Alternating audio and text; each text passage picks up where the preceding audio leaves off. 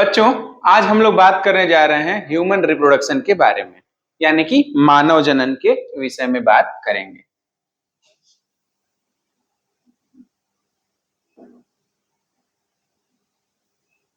मानव जनन। अब तक हमने बच्चों बात किया था पौधों में कैसे जनन होता है। पौधों में जनन के बारे में हमने कंप्लीट जानकारी ले ली है। क्यों? पौधों के बारे में हमने कंप्लीट जानकारी ले ली है क्या? Yes sir. तो अब हम बात करेंगे ह्यूमंस में कैसे रिप्रोडक्शन होता है इसके विषय में। ह्यूमंस में कैसे रिप्रोडक्शन होता है इसके विषय में, ठीक है।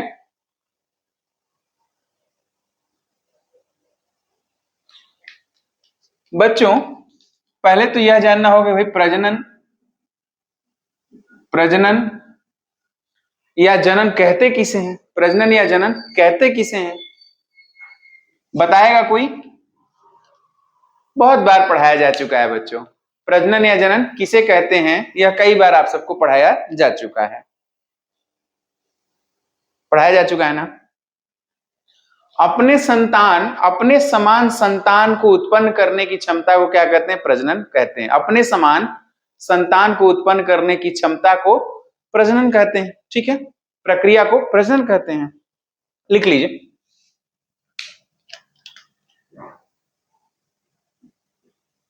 अपने समान संतान को उत्पन्न करने की प्रक्रिया को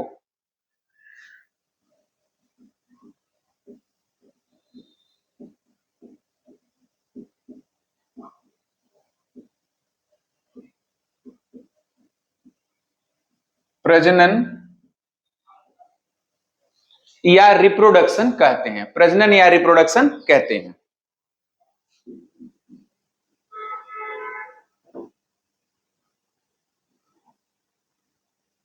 प्रजनन या रिप्रोडक्शन कहते हैं। सबको सुनाई दे रहा है? Yes sir. प्रजनन या रिप्रोडक्शन कहते हैं, ठीक है। अब बच्चों, बात ये आती है कि आखिर रिप्रोडक्शन होगा कैसे? रिप्रोडक्शन कैसे किया जा सकता है? तो रिप्रोडक्शन करने के लिए रिप्रोडक्टिव आर्गन होते हैं। डिफरेंट प्लांट्स में डिफरेंट ऑर्गेनिजम्स में डिफरेंट तरह के रिप्रोडक्टिव आर्गन पाए जाते हैं। जैसे यहां लिखते हैं, अलग अलग जीवों में अलग अलग प्रकार के प्रजनन अंग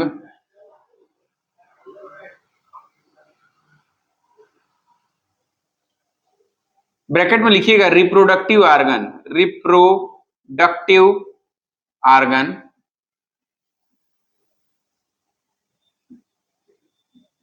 पाए जाते हैं, ठीक है। अलग अलग प्रकार के रिप्रोडक्टिव आर्गन पाए जाते हैं। जैसे अब आप लोग बताएंगे कि पौधों में किस प्रकार के पाए गए थे। पौधों में कौन कौन से रिप्रोडक्टिव आर्गन पाए जाते हैं? फॉर एग्जाम्पल, इन प्लांट्स कौन कौन से थे? दो मेल रिप्रोडक्टिव आर्गन और फीमेल रिप्रोडक्टिव आर्गन का नाम बताइए जो पौधों में पाए जाते हो।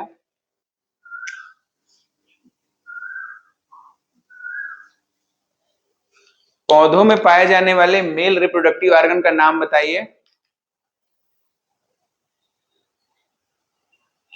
अरे क्यों आवाज नहीं पहुंच रही? इंटरनेट चला गया? सर एंड्रोइसियम और गाइनो। वेरी गुड बेटा, वेरी गुड। एंड्रोइसियम और गाइनोइसियम। एंड्रोइसियम और गाइनोइसियम। एंड्रोइसियम और गाइनोइसियम दो प्रकार के जननांग पाए जाते हैं। एक मेल है एंड्रोइसियम और फीमेल है गाइनोइसियम। इसी तरह से बच्चों ह्यूमंस में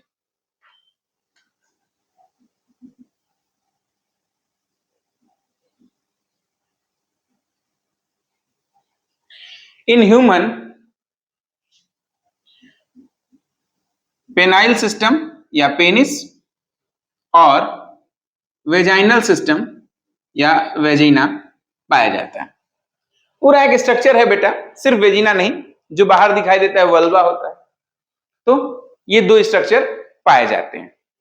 अब हम आज बात करेंगे कैसे ह्यूमन में रिप्रोडक्शन की प्रक्रिया होती है। यह जानने से पहले हमें पहले मेल रिप्रोडक्टिव पार्ट्स को पढ़ना होगा, फिर हम फीमेल रिप्रोडक्टिव पार्ट को पढ़ेंगे, फिर कैसे स्पर्म बनता है, कैसे ओवा बनता है, जैसा हम लोग प्लांट में पढ़े थे। सबसे पहले एंथर पढ़े थे, एंथर में हमने स्पर्मेटोजेनेसिस पढ़ा था, उसी तरह से यहां भी ये सारी प्रक्रिया पढ़ाई हम करेंगे। ठीक है, सबको सुनाई दे रहा है? Yes.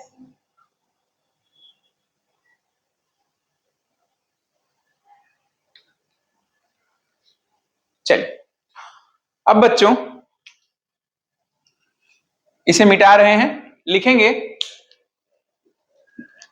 एक सेकेंड।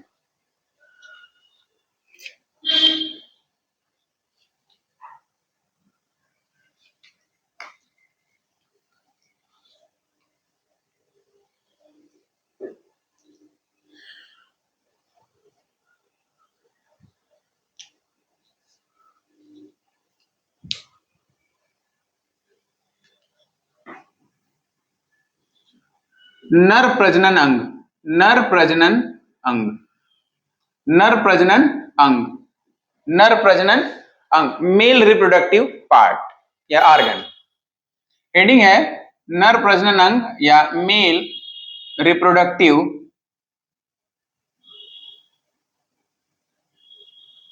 ऑर्गन,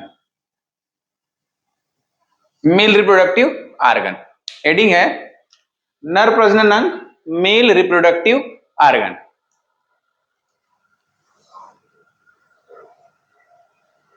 बच्चों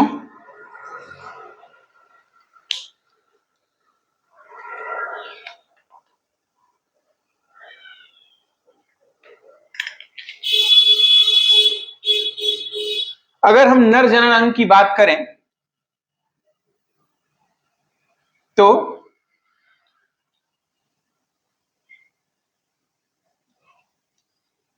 इस तरह का एक स्ट्रक्चर दिखाई देगा, कहेंगे पेनिस। इस तरह का थैलेनुमा स्ट्रक्चर दिखाई देगा, इसको बोलेंगे स्क्रोटम, स्क्रोटम। ये बॉल जैसा स्ट्रक्चर होता है, इसके अंदर होता है टेस्टिस, इसके अंदर होता है टेस्टिस, इसके अंदर होता है टेस्टिस। ठीक है, बनाते जाइए साथ साथ ताकि मैं मिटा के आगे के फिगर बनाते चलूं।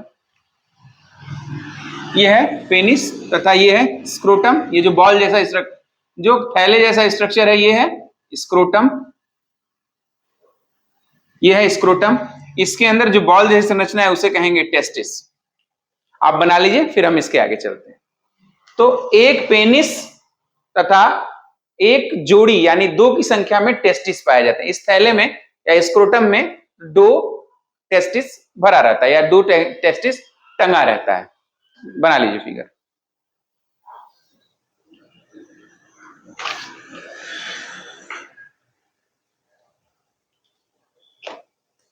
बन जाए तो बताइए।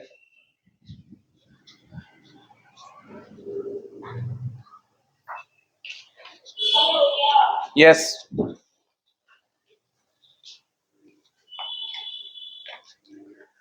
बच्चों अब अगर हम इसका डायगोनल सेक्शन काट दें, सेक्शन काट के देखें कि अंदर क्या क्या स्ट्रक्चर पाए जाते हैं नर रिप्रोडक्टिव ऑर्गन में, सॉरी मेल रिप्रोडक्टिव ऑर्गन में, तो देखिए क्या होगा।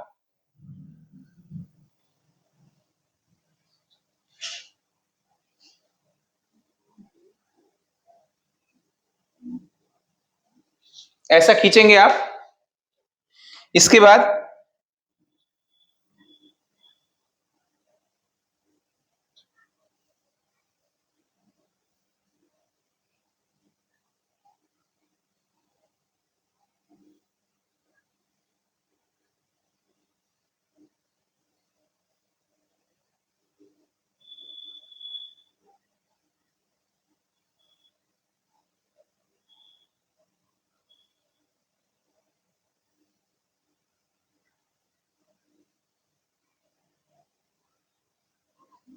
बनाइए।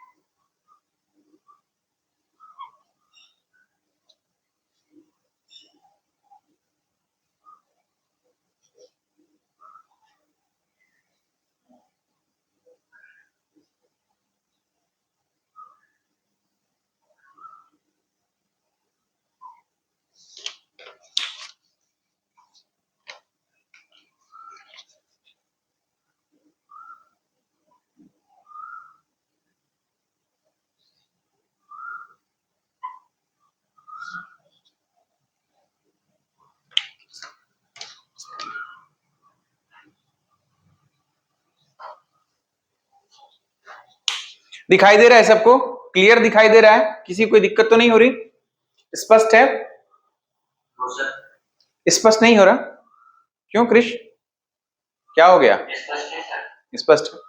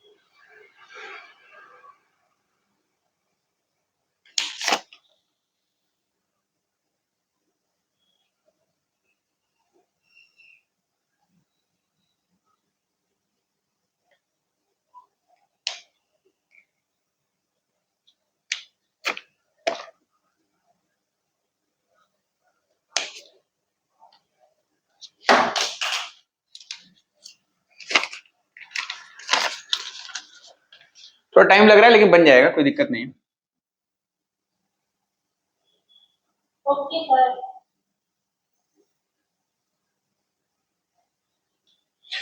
छोटी छोटी चीजें हैं, ठीक है।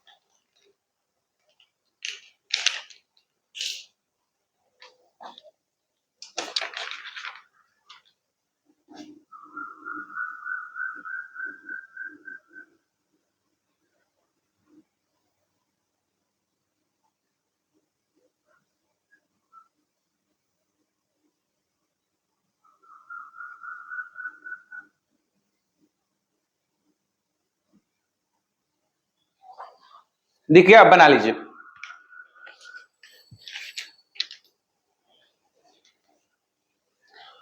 बेटा आप सुनते जाइए, देखते जाइए।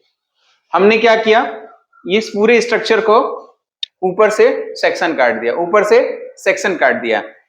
अब जब इसका सेक्शन कटेगा तो कुछ ऐसा दिखाई देगा, सेक्शन कटेगा तो ऐसा दिखाई देगा। हम पढ़ क्या रहे हैं? Male reproductive part. पढ़ क्या रहे हैं? मेल रिप्रोडक्टिव पार्ट को पढ़ रहे हैं। अब मेल रिप्रोडक्टिव पार्ट में बेटा पेनिस से शुरू करते हैं। पेनिस का वो हिस्सा जो बाहर की तरफ खुलता है, ठीक है, जो बाहर ऊपर जो चमड़ा लगा रहता है, ऊपर जो खाल होती है उसको बोलते हैं प्रोप्यूस। जो ऊपर खाल होती है पेनिस के उसे क्या बोलते हैं? प्रोप्यूस। PROPUC, PROPUC। सबको स्पेलिंग क्लियर दिखाई दे रही है ना? Yes sir. उसे बोलते हैं प्रोप्यूस।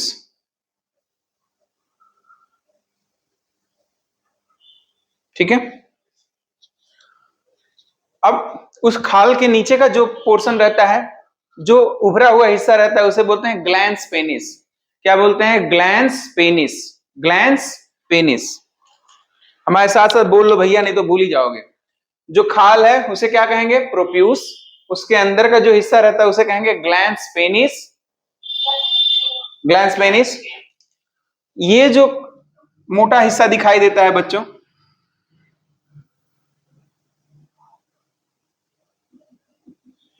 इसमें बहुत सारी ब्लड कैपिलरीज, मतलब नसें, बहुत सारी ब्लड कैपिलरीज तथा इरेक्टाइल मसल्स होती हैं। इसमें बहुत सारी ब्लड कैपिलरीज तथा इरेक्टाइल मसल्स होती हैं। Erectile muscle, MUSCLE, muscle plus blood capillaries. बहुत सारी ब्लड कैपिलरीज तथा इरेक्टाइल मसल्स होती हैं। जब उत्तेजना होती है बच्चों, तो शरीर से खून का फ्लो इसी मसल्स में बढ़ा दिया जाता है। खून का फ्लो इसी मसल्स में बढ़ा दिया जाता है, और जब खून का फ्लो बढ़ जाएगा तो पेनिस जो है नॉर्मल अवस्था से इरेक्ट अवस्था में आ जाता है। पेनिस नॉर्मल अवस्था से इरेक्ट अवस्था में आ जाता है। अब जो खाल है प्रोप्यूस है, जो उभरा हुआ हिस्सा है ग्लैंस पेनिस, उसके अगल बगल क्या पाया जाता है? अगल बगल पाया जाता है इरेक्टाइल मसल तथा ब्लड कैपिलरीज। इरेक्टाइल मसल्स तथा ब्लड कैपिलरीज पाई जाती है।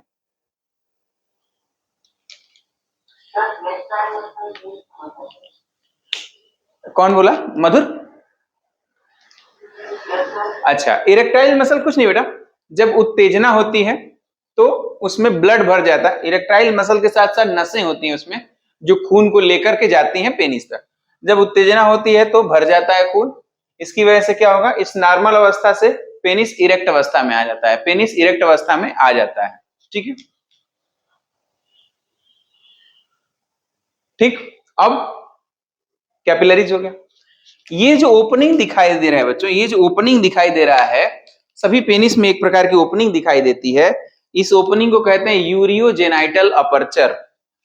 ये जो ओपनिंग है, ये जो ओपनिंग है उसे कहेंगे यूरियोजेनाइटल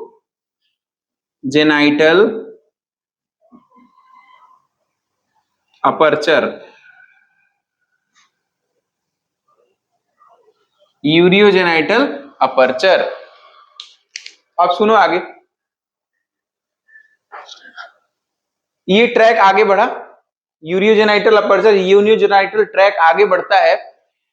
ठीक ऊपर बच्चों, ठीक ऊपर ये जो संरचना दिखाई दे रही है इसे बोलते हैं काउपर्स ग्लैंड। इसे बोलते हैं काउपर ग्लैंड। क्या बोलते हैं? Cowper gland. फिर से बोलो, काउपर्स ग्लैंड। ठीक, काउपर्स ग्लैंड बोलते हैं। इसका काम है सीमेन, इसका काम है यूरियोजेनाइटल ट्रैक, ये जो रास्ता है इसको क्षारीय बनाए रखता है। इसको क्षारीय बनाए रखता है, या हमारे सीमेन को क्षारीय बना देता है। क्षारीय बनाने से क्या फायदा होगा? क्षारीय बनाने से फायदा होगा जो बैक्टीरिया इसके अंदर, ये ओपनिंग है ना, इसमें ऐसा हो सकता है कि बैक्टीरिया ग्रो कर जाए। बैक्टीरिया ग्रो करेगा तो इन्फेक्शन हो सकता है। ऐसा न हो इसके लिए क्या किया गया है? काउपर ग्लैंड रखा गया है। काउपर ग्लैंड क्या करता है, ऐसे केमिकल सेक्रेट करता है हमारे सीमेन में ताकि ये जो ट्रैक है वो क्षारीय हो जाए, ट्रैक है जो बेसिक इन नेचर हो जाए, क्षारीय हो जाए। क्षारीय होने से बैक्टीरिया ग्रो नहीं करता है, इन्फेक्शन नहीं होता है। क्लियर है यहां तक? आओ। अच्छा बच्चों, अब ये ऊपर चलते हैं, ठीक है। ऊपर चलने पर टेस्टिस से वापस चलना है। पहले ये देखिए, ये टेस्टिस है, टेस्टिस के अंदर ही स्पर्म का निर्माण होता है। कैसे होता है बस इसके आगे वाले टॉपिक में बताऊंगा, लेकिन पहले देखिए टेस्टिस है, टेस्टिस में ही स्पर्म का निर्माण होता है।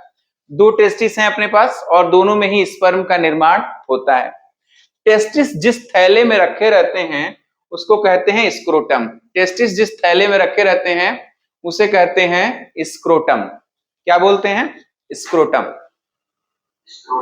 स्क्रोटम। जो टेस्टिस का थैला होता है बच्चों, स्क्रोटम कहते हैं। उसके अंदर जो बॉल्स होती हैं उसे क्या कहते हैं? टेस्टिस कहते हैं। उसे क्या कहते हैं? टेस्टिस कहते हैं। टेस्टिस से स्पर्म को ले जाने के लिए, टेस्टिस से स्पर्म को ले जाने के लिए दोनों साइड से एक नली जाती है, इसे कहते हैं वास डिफरेंस। Vas deferens. क्या कहते हैं? Vas deferens. बोलो। टेस्टिस से स्पर्म को ले जाने के लिए जो नली है उसे क्या कहते हैं? Vas deferens. वास डिफरेंस, ठीक है। अच्छा बच्चों, वास डिफरेंस चली, वास डिफरेंस चला, मतलब क्या? स्पर्म बना और स्पर्म चल धीरे धीरे चलते हुए कहां चला गया? यहां तक पहुंचा, ऊपर, वहां तक पहुंचा। यहां पे स्पर्म को रख करके गाढ़ा किया जाता है, स्पर्म को रख करके गाढ़ा किया जाता है। उसका नाम है जिस टोकरी का, उसको कहते हैं सेमिनल वेजाइकिल। सेमिनल वेजाइकिल।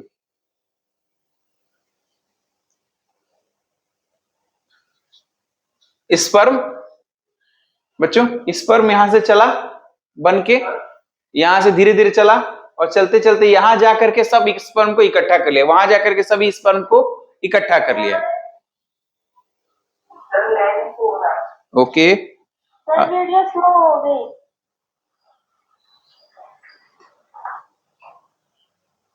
अब नहीं होना चाहिए, हालांकि आवाज आ रही है क्लियर?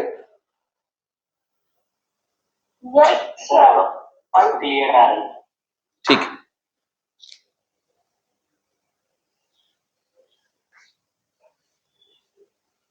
नहीं, रुको बच्चों, बार बार वो HD हो जा रहा है, 4K हो जा रहा है।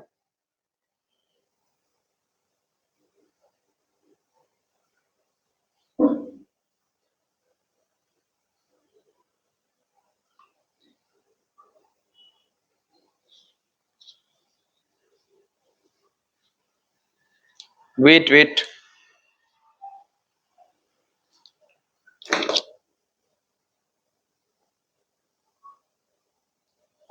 आवाज आ रही है हमारी? Yes sir. बस 1 मिनट बिटिया। टेक्नोलॉजी वाली चीजें हैं, कभी कभी अप्रत्याशित घटनाएं घटती हैं।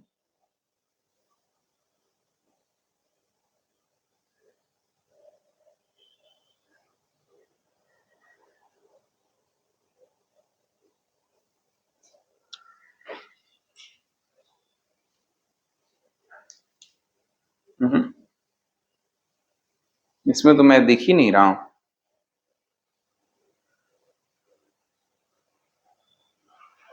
वीडियो लैग कर रही है सर। वीडियो लैग कर रही है। 1 सेकंड, आप लोग फिर से ज्वाइन हो जाएंगे, रुकिए।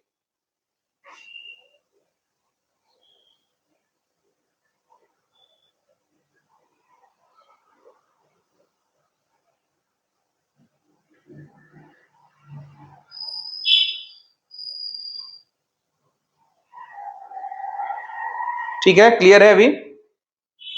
अभी तो मैं भी क्लियर आ रहा हूं, ठीक है।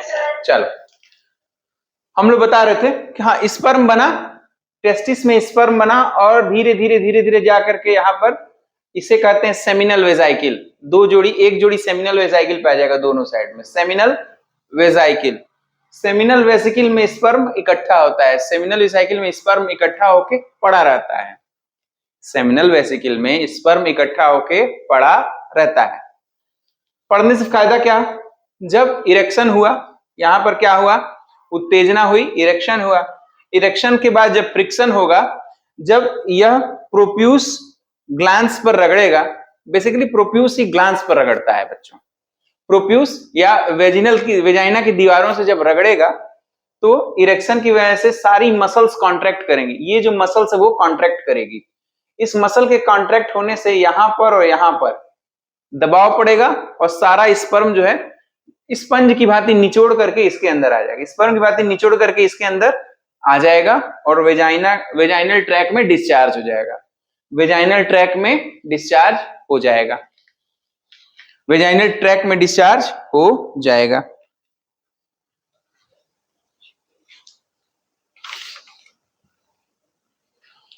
समझ रहे हैं आप लोग? अब बच्चों सीमेन जो होता है उसका कलर मिल्की इन कलर होता है, मिल्की कलर होता है। जो सीमेन का मिल्की कलर है, या ये कहें कि सीमेन में जो तरल पदार्थ है, सीमेन का तरल पदार्थ, शुक्राणु तो तरल नहीं होते। शुक्राणु के अलावा जो चीजें होती हैं, स्पर्म के अलावा जो चीजें होती हैं, वो चीजें प्रोस्टेट के द्वारा मिला दी जाती हैं। जब यहां से स्क्वीज हुआ, सेमिनल वेसिकल स्क्वीज हुआ इरेक्शन के दौरान, तो स्क्वीज तो ये भी हुआ, प्रोस्टेट भी क्या होगा, निचोड़ा जाएगा। तो यहां से स्पर्म यहां आए तब तक प्रोस्टेट भी उसमें कुछ पदार्थ मिला देगा। जैसे क्या क्या मिला देगा? विटामिन ई मिला देगा, विटामिन ए मिला देगा, साथ साथ क्या मिला देगा उसमें, प्रोस्टाग्लैंडिन मिला देगा और एमिनो एसिड्स मिला देगा, ताकि जो स्पर्म आए हैं उनको न्यूट्रिशन मिलता रहे। यहां से यहां तक आने में तथा वेजाइनल ट्रैक में गति करने में उन्हें न्यूट्रिशन मिलता रहे तथा वो सूख करके नष्ट न हो जाएं। इसके लिए क्या करेगा? प्रोस्टेट है, वीर्य का लिक्विड वाला पार्ट या तरल वाला हिस्सा प्रोस्टेट बनाता है। ठीक, यहां तक समझ में आई बात? अब बेटा ये है ऊपर जो आ रहा है, ऊपर यूरेटर से मूत्र आएगा, यूरेटर से यूरिन आ जाएगा, यूरिन आकर के यूरिनरी ब्लैडर में इकट्ठा रहेगा, यूरिनरी ब्लैडर में इकट्ठा रहेगा। और जैसे जब यूरिनरी ब्लैडर भर जाता है बच्चों, तो हमारे ब्रेन को सिग्नल जाता है कि जाकर के टॉयलेट हो आइए, जाकर के टॉयलेट हो आइए। ये एक अलग सिस्टम चल रहा है बेटा। बस दोनों की ओपनिंग क्या है? सेमिनल वेसिकल की तथा यूरेटर की ओपनिंग क्या है? एक ही है। सेमिनल वेसिकल तथा यूरेटर की ओपनिंग क्या है? यहां पर देखिए एक ही है। समझ गए? अब एक बात और, एक साथ या तो आप यूरिन डिस्चार्ज कर सकते हैं या तो आप सीमेन को डिस्चार्ज कर सकते हैं। या तो आप यूरिन डिस्चार्ज कर सकते हैं या तो आप सीमेन डिस्चार्ज कर सकते हैं। दोनों एक साथ नहीं कर सकते। या तो यूरिन डिस्चार्ज होगा या सीमेन डिस्चार्ज होगा। कभी कभी बच्चों बुढ़ापे में या फिर इस तरह की कोई मसल्स में कमजोरी आ जाए। देखो कहां कमजोरी आएगी? कमजोरी आएगी तो मसल्स में कमजोरी आएगी। अगर मसल्स कमजोर हो जाए, मसल सिकुड़ जाए या उसे रोक ना पाए, तो टॉयलेट अपने आप निकल जाती है लोगों की। इसके साथ साथ जब सेमिनल वेसिकल की मसल कमजोर हो जाए, जब सेमिनल वेसिकल की मसल कमजोर हो जाए, तो कभी कभी लोगों का अनकंट्रोल डिस्चार्ज ऑफ सीमेन हो जाता है। अनकंट्रोल डिस्चार्ज ऑफ सीमेन हो जाता है। समझ रहे हैं? एक और समस्या, अच्छा जब पानी भर जाए टैंक में और बनता रहे, यहां से स्पर्म बनता रहता है और यहां इकट्ठा होता रहता है। टेस्टिस में बनता है और सेमिनल वेसिकल में इकट्ठा होता रहता है। जब सेमिनल वेसिकल फुल हो जाएगा तो बिना इरेक्शन के ही कभी कभी डिस्चार्ज हो जाता है। बिना इरेक्शन के ही कभी कभी स्पर्म डिस्चार्ज हो जाता है। It is a normal process, क्योंकि टंकी भर गई है तो पानी बहेगा ही, बिखरेगा ही। आगे ये पूरी कहानी आप लोग समझ में आ गई? पूरी कहानी समझ में आ गई आप सबको?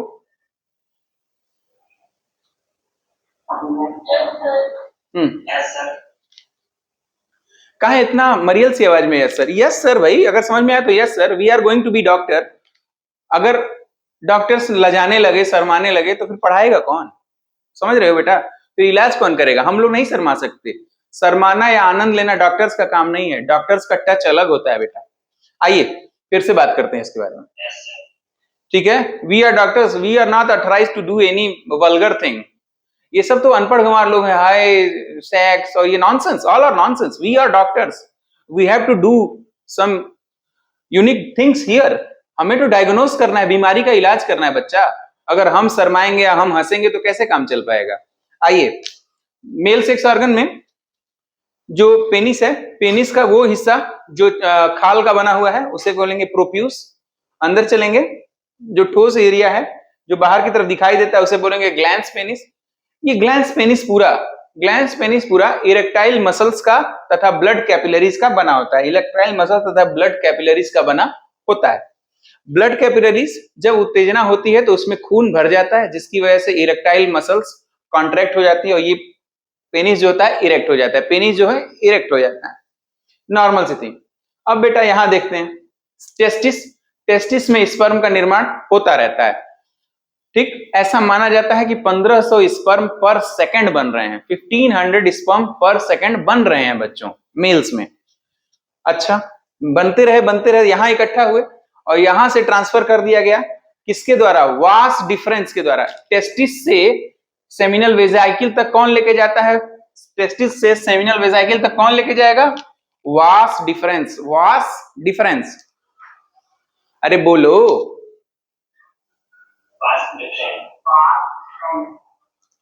क्यों दिखाई नहीं दे रहा, क्या समस्या आ गई। दिख रहा है ना, क्लियर तो दिख रहा है। हो क्या हो रहा है बेटा, perfect voice and perfect video आ रही है। आओ,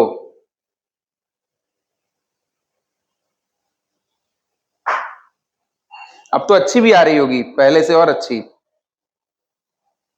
यस सर। बिल्कुल ज्ञानी बन जाओ मेरे बच्चों।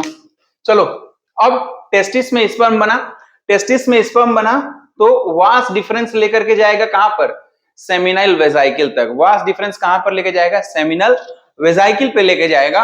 और सेमिनल वेजाइकिल में स्पर्म क्या होगा, इकट्ठा होगा। सेमिनल वेजाइकिल में स्पर्म इकट्ठा होगा।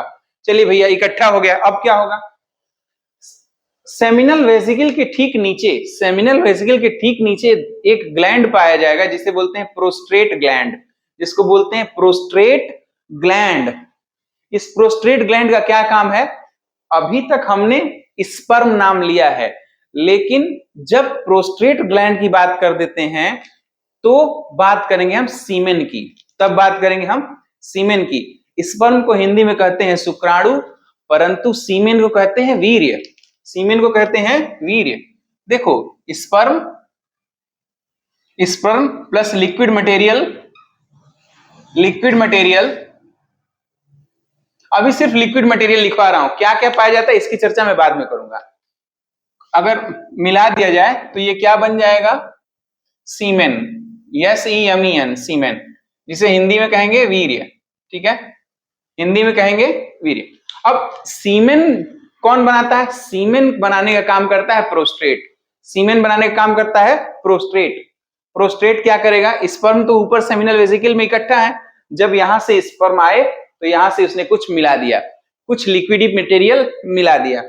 इसी वजह से जो हमारा सीमेन होता है मिल्की इन कलर, हल्का दुधिया रंग का होता है। अब यहां आगे बच्चों, प्रोस्टेट ग्लैंड, लेकिन मान लो यहां ओपनिंग है, यूरियोजेनाइटल अपर्चर है, या हमेशा ओपन रहता है। ऐसा हो सकता है कि इसको इन्फेक्शन हो जाए, हमेशा ओपन रहता है, इन्फेक्शन हो सकता है, बिल्कुल हो सकता है, लेकिन ऐसा होता नहीं है, सामान्य अवस्था में ऐसा होता नहीं है। क्यों नहीं होता है, क्योंकि प्रोस्टेट के ठीक नीचे एक ग्लैंड पाई जाती है जिसे बोलते हैं काउपर ग्लैंड। प्रोस्टेट के ठीक नीचे एक ग्लैंड पाई जाती है जिसे बोलते हैं काउपर ग्लैंड। यह काउपर ग्लैंड एक ऐसा केमिकल छोड़ती है जिसकी वजह से यूरियोजेनाइटल ट्रैक, इसको क्या बोलेंगे, यूरियोजेनाइटल ट्रैक,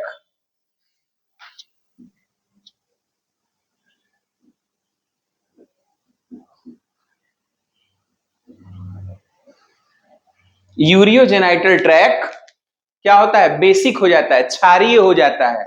यूरियोजेनाइटल ट्रैक क्या होता है, क्षारीय हो जाता है। इस वजह से यूरियोजेनाइटल अपर्चर के द्वारा कोई भी इंफेक्शन अंदर की तरफ प्रवेश नहीं कर सकता, कोई बैक्टीरिया नहीं प्रवेश कर सकता, क्योंकि मर जाएगा, क्षारीय है। आइए अब बात करते हैं कैसे इजेकुलेशन होता है। बच्चों कुछ नहीं, जब आपको इरेक्शन फील होगा या जब आप उत्तेजना फील करेंगे तो आपकी मसल्स में ब्लड भर जाएगा। ब्लड भरने से क्या होगा, आपका पेनिस इरेक्ट हो जाएगा। पेनिस इरेक्ट होने से दो चीजें होंगी। यहाँ मेन रोल प्ले करता है फ्रिक्शन या घर्षण। प्रोप्यूस ग्लैंड्स के साथ क्या करेगा, घर्षण करेगा। लेकिन प्रोप्यूस क्या खुद ग्लैंड्स के साथ नहीं कर सकता, उसको क्या बाहर से चाहिए, प्रोप्यूस को बाहर से कोई ना कोई स्टिमुलेशन चाहिए, या तो वेजाइनल ट्रैक मिल जाए या कोई अदर चीज मिल जाए जिसकी वजह घर्षण हो सके। इसी घर्षण की वजह से ब्लड फ्लो होगा और एक बार एक ऐसा ब्रेन में हाइपोथैलेमस के पास एक ऐसा सिग्नल जाएगा, धीरे धीरे फ्रिक्शन होते होते होते होते एक ऐसी बार स्पार्किंग होगी ब्रेन के पास कि सारी मसल्स, ये जो जितनी मसल है सेमिनल वेसिकल की, प्रोस्टेट की, सारी मसल क्या होगी, स्क्वीज कर जाएगी। क्या हो जाएगी, स्क्वीज कर जाएगी। जस्ट लाइक पिचकारी, अगर स्क्वीज कर दें पिचकारी को तो क्या होगा, सारा पानी बाहर। उसी तरह से अगर सेमिनल वेसिकल और प्रोस्टेट स्क्वीज कर गई तो सीमेन यानी कि स्पर्म तथा ये लिक्विड मटेरियल मिलके सीमेन क्या होगा, यूरियोजेनाइटल अपर्चर से बाहर निकल जाएगा। और सीमेन का यूरियोजेनाइटल अपर्चर से बाहर निकलने की प्रक्रिया को ही इजैकुलेशन कहते हैं। इजैकुलेशन कहते हैं,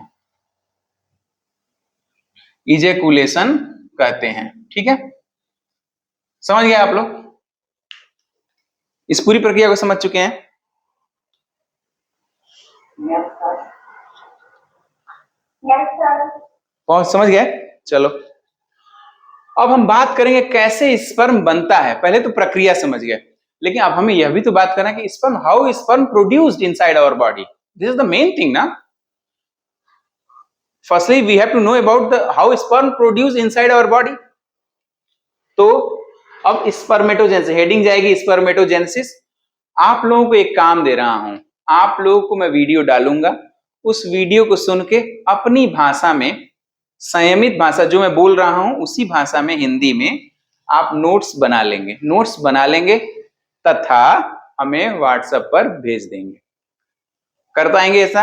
अपनी भाषा में लिख पाएंगे इसको या मैं लिखवा दूं? कर लेंगे सभी, लाली, मधुर, प्रिया, राखी, श्रद्धा और कृष, खुशी और अंशिका। आओ कर लेंगे सब लोग, कर लेंगे ना? ठीक है, तो अब हम चलते हैं स्पर्मेटोजेनेसिस, कैसे स्पर्म बनता है बॉडी में, उस पर चलते हैं। ठीक है,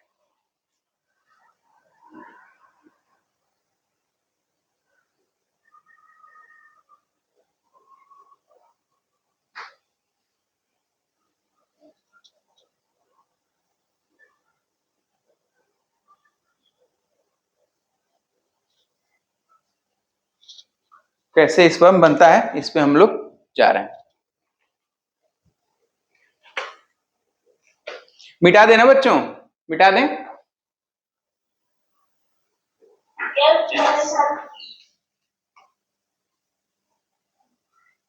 अच्छा ये बताओ, स्पर्म को सीमेन, स्पर्म चलता तो है, कहां से चलता है? स्पर्म को सीमेन में कौन सा ग्लैंड कन्वर्ट कर देता है?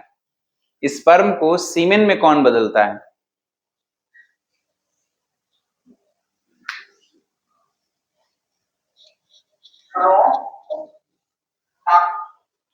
प्रोस्ट्रेट, प्रोस्ट्रेट, क्या? प्रोस्ट्रेट। ठीक है, बोलो। Yes, prostate gland, yes prostate gland. ठीक है,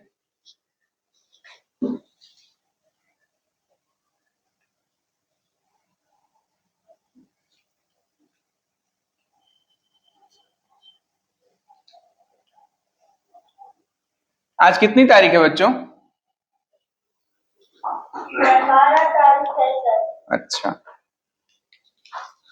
चलिए स्पर्मेटोजेनेसिस या शुक्राणु जनन। तो शुक्राणु इतना कठिन पढ़ने से अच्छा है कि आसान पढ़ लो बच्चा। स्पर्मेटोजेनेसिस,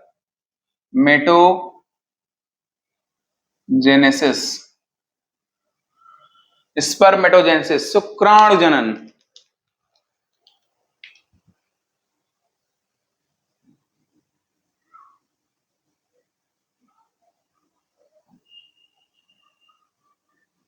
अरे टेस्टिस को हिंदी में वृषण बोलते हैं बच्चों।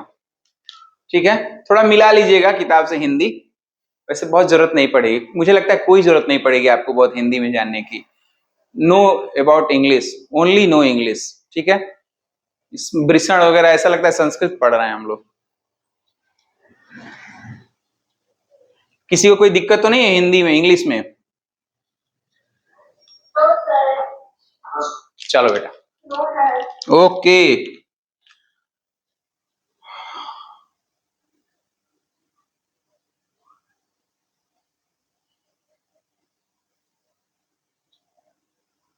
ठीक से बन गया क्या?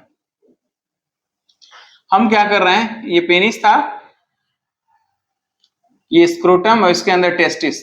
हमने क्या किया, इस टेस्टिस को बाहर निकाल लिया है, टेस्टिस को बाहर निकाल के काट दिया, टेस्टिस को बाहर निकाल के काट दिया है, और काट के अब उसका अध्ययन हम लोग करने जा रहे हैं।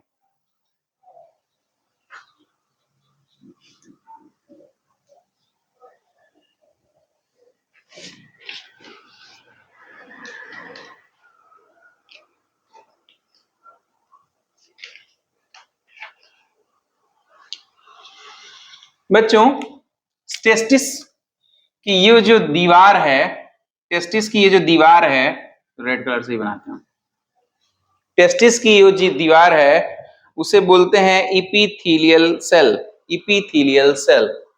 टेस्टिस की ये जो दीवार है उसको बोलेंगे EPTHILLIAL, इपीथीलियल सेल। टेस्टिस की दीवार को क्या बोलेंगे, एपिथीलियल सेल, एपिथीलियल सेल, ठीक है। इसके नीचे बच्चों, ठीक नीचे कोशिकाओं का समूह पाया जाता है,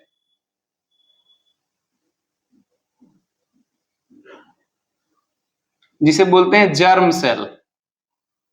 इसके ठीक नीचे कोशिकाओं का समूह पाया जाता है,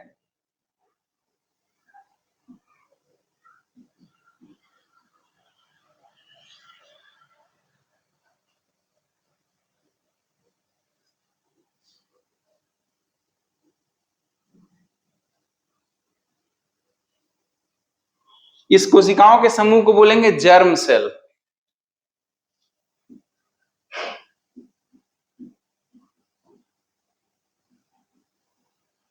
बेटा स्पेलिंग सबको क्लियर हो रही है ना, छोटा छोटा तो नहीं लिखा जा रहा?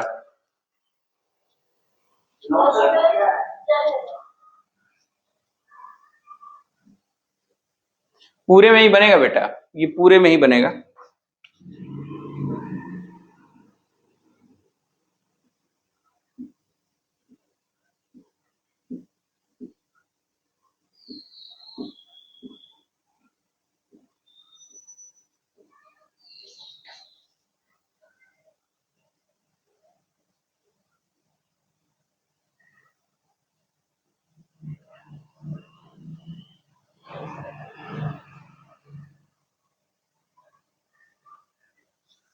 ठीक है, सबकी साइज एक जैसी ही रखिएगा।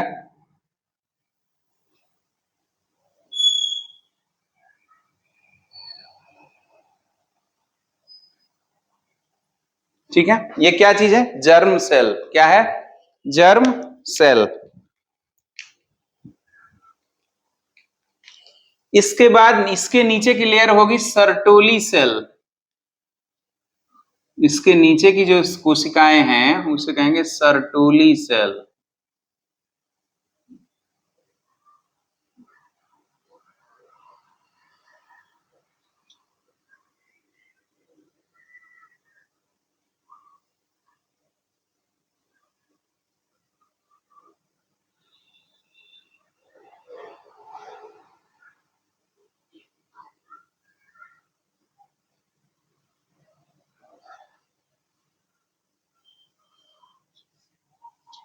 ग्रीन कलर से बना हुआ है, ये है सर्टोली सेल।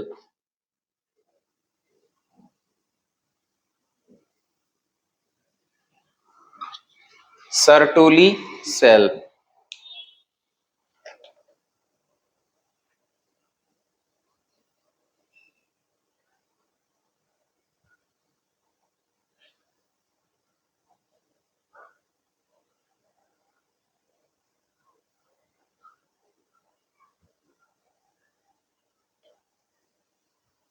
बन गया।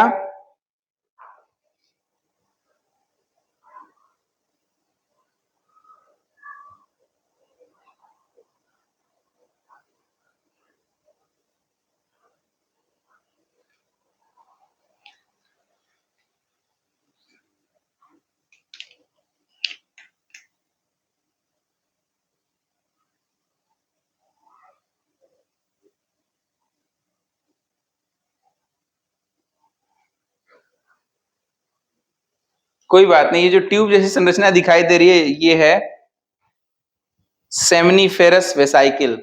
Seminiferous vesicle, seminiferous vesicle, seminiferous vesicle. ये जो ल्यूमेन है ना, ये एक ट्यूब जैसा जल रहा है ना बच्चों। वास्तव में क्या होता है, जब यहां से स्पर्म बनेगा तो जो मेच्योर स्पर्म होंगे वो बनने के बाद इसी में डाल दिए जाएंगे। एक नाली है एक प्रकार की, ये नाली यहां से ले जाएगी और वहां से वास्ट डिफरेंस इसको लेकर के चला जाएगा। कहां पर, कहां पर चला जाएगा, कहां पर चला जाएगा भाई? कुछ भी बताओ, कुछ याद रहता नहीं है। अरे बच्चा,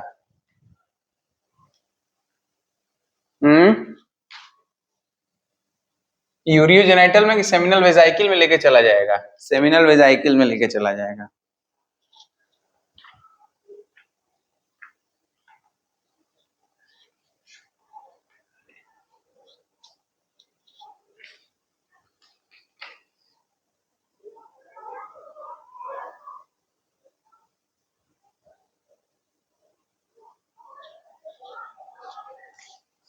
हो गया। ये इसका नाम बदल के ये करिएगा सेमिनिफेरस ट्यूब्यूल्स। ये सेमिनिफेरस ट्यूब्यूल्स हैं, seminiferous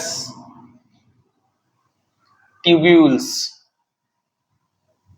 seminiferous tubules, TUBULES, seminiferous tubules.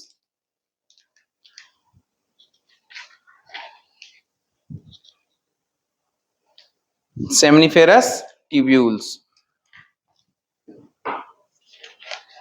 बना लिया है आप लोगों ने?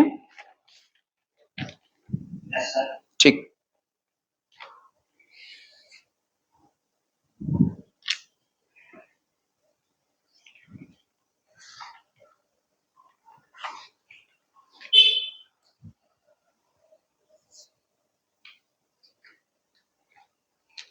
अब बच्चों इसमें बीच बीच में बी टाइप स्पर्मेटोसाइट पाए जाते हैं। बीच बीच में बी टाइप स्पर्मेटोसाइट पाए जाते हैं।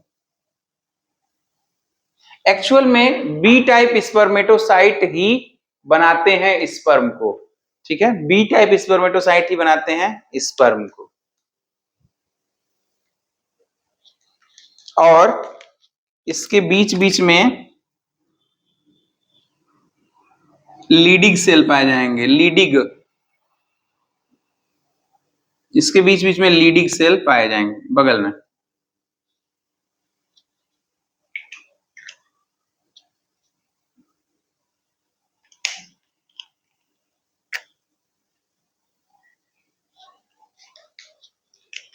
फिर बाकी क्या खाली रहता है? नहीं नहीं, बाकी में ए टाइप ऑफ स्पर्मेटोसाइट भरे रहते हैं। ए टाइप ऑफ स्पर्मेटोसाइट भरे रहते हैं, छोटे छोटे गोल गोल। किससे बनाए? ग्रीन से बना देंगे आप?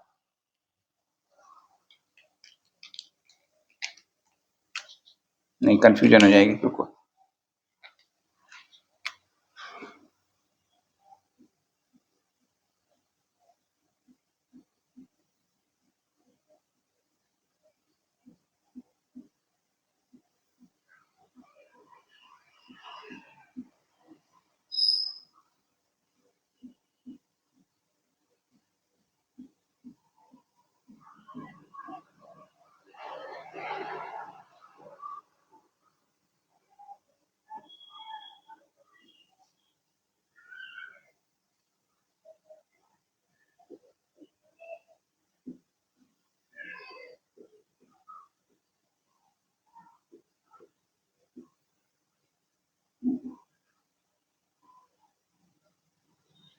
जो बी टाइप ऑफ स्पर्मेटोसाइट है, लिख लेते हैं इसे, इसका नाम लिख लो B type of spermatocyte. B type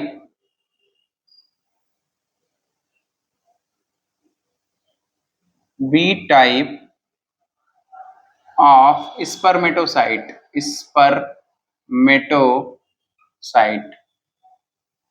B type of spermatocyte. ये जो ब्लैक कलर के छोटे छोटे हैं गोल गोल, ये क्या है? ये केवल स्पर्मेटोसाइट हैं। ये क्या है? केवल, या है मतलब स्पर्मेटोसाइट ओनली, स्पर्मेटोसाइट,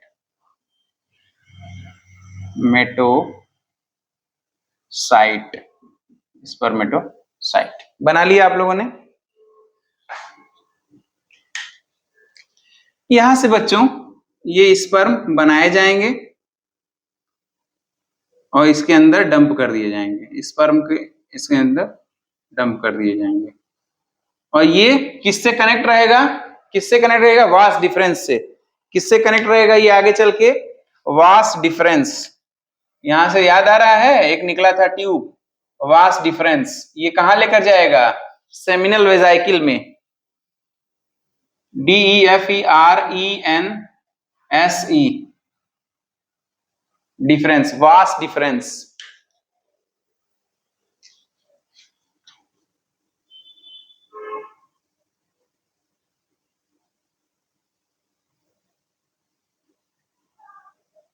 फिगर बना लिया है। ये जो नीले रंग का दिखाई दे रहा है, ये है Leydig cell, Leydig cell, LYDIG, Leydig cell. यह है लीडिंग सेल। सब कुछ बन गया। यह है टेस्टिस का स्ट्रक्चर, यह है टेस्टिस का स्ट्रक्चर, टेस्टिस का स्ट्रक्चर। ठीक है, बना लिया। नीचे लिखेंगे figure showing the TS of testis. मैं यहां लिख रहा हूं, आप लोग इसके नीचे लिखिएगा। Figure 2 dot showing TS of, TS का मतलब ट्रांसवर्स सेक्शन, ट्रांसफर सेक्शन, ऐसे गोल काट दिएगा, TS of testis, TS of testis. बच्चों आप ईयरली एग्जाम, एनुअल एग्जाम में पूछा था क्या? वृषण की अनुप्रस्थ काट का नामांकित चित्र बनाइए। लीजिए, आपके समक्ष प्रस्तुत है वृषण यानी टेस्टिस का टीएस। समझ में आ गया सबको कैसे बना है? ये तो बिल्कुल क्लियर हो गया होगा आप सबको। क्यों हो गया है कि नहीं क्लियर? क्लियर हुआ था कि नहीं? सच से बताओ, नहीं तो फिर बना लोगे फिगर अगर दिया जाएगा तो? सर हुआ है ऐसे। बना लोगे तो बहुत बढ़िया, शाबाश बच्चों।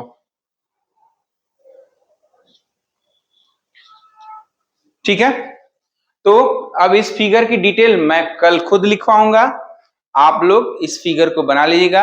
आज के लिए बस इतना ही।